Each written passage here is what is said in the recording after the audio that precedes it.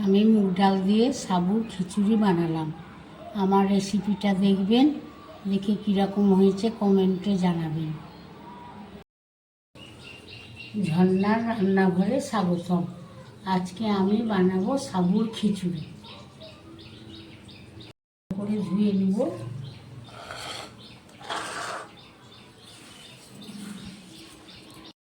গরম হয়ে করে ফুটছে। এবার আমি মুগের ডাল ভেজে রেখেছিলাম, এবার দিয়ে দিলাম। দুটো কাঁচা লঙ্কা দিয়ে দিলাম, লবণ দিয়ে দিলাম, সাবুটা ভিজিয়ে রেখেছিলাম, সাবুটা দিয়ে দিলাম, চিনি দিয়ে দিলাম, সামান্য হলুদ দিলাম,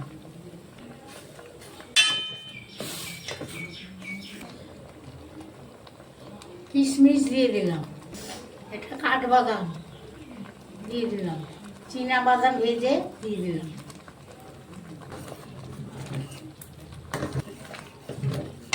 এটা নেড়ে নেড়ে দিতে হয়, না তো লেগে যায়। বাটা দিয়ে দিলাম, দুটো তেজপাতা দিয়ে দিলাম,